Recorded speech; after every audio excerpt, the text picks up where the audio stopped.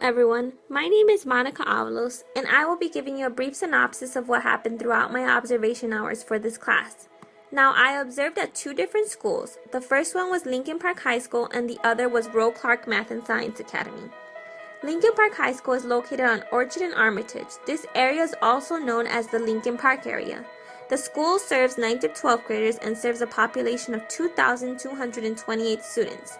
As far as ethnicity, it serves a diverse community of students. It is a college preparatory school, and they do have a foreign language department that teaches French, German, Arabic, and Spanish. The second school was Roe Clark Math and Science Academy, which is located on Chicago and Lawndale in the west side of Chicago. This area is also known as the Humboldt Park area. The school also serves 9th through 12th graders and serves a population of about 300 students. It is much smaller in comparison to Lincoln Park and serves a predominantly African American community. It is also a college preparatory school, and the only foreign language that they offer is Spanish. I observed both Spanish teachers at both schools. At Lincoln Park, I observed La Maestra Colon. She taught AP Spanish, Spanish Honors, and Spanish 1 and 2. The classes met every day, Monday, Wednesday, Friday, and met for 51 minutes, and Tuesday and Thursday for 43 minutes. The largest class size she taught was 31 students, and the smallest class size was 16. As far as the classroom, it was very large and did not have many Spanish signs. It had just the backboards that had Spanish words that students can refer to. There were many posters around, but the ones that were around the room represented a Spanish-speaking country. There were also the back chalkboard that was a collage that her graduated students did last year that represented all the Spanish-speaking countries. Again, referring to the diversity that La Maestra Colon likes to emphasize in her teachings.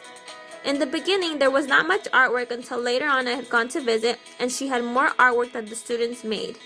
Overall, having a great learning environment.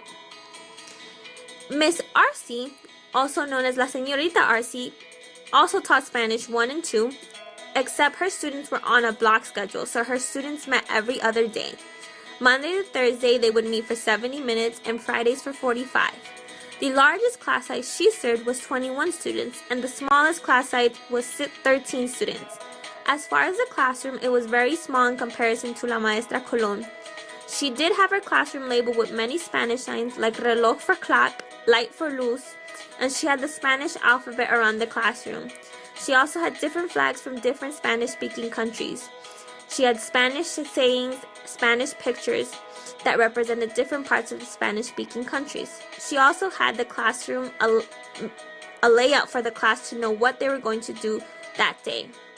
As far as the classroom environments in regards to how both teachers teach, La Maestra Colon put much emphasis in focusing more on performance tasks rather than grammar tasks. This means students are given material that focus more on using the language as far as conversating rather than giving tests and having students focus on the grammatical rules.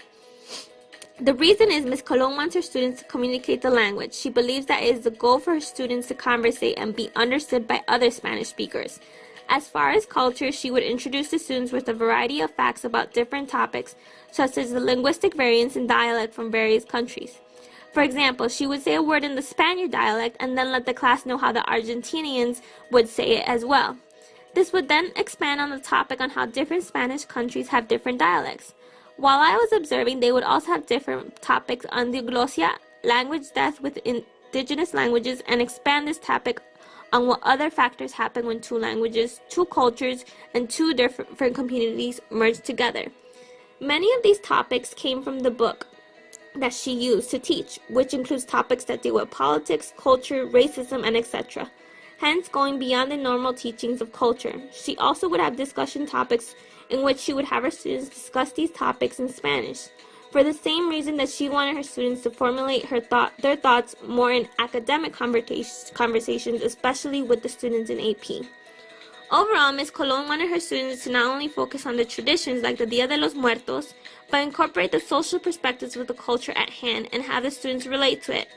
For example, her field trip to the Mexican Museum of Art to see El Dia de los Muertos exhibit went beyond just visiting the museum. She had her students visit the community, the artwork, the murals in Pilsen neighborhood, and see the bakery that has been in Pilsen for so many years, so that the students grasp the mentality of that specific community and understand more than just the Day of the Dead. End of part 1. created using Powtoon.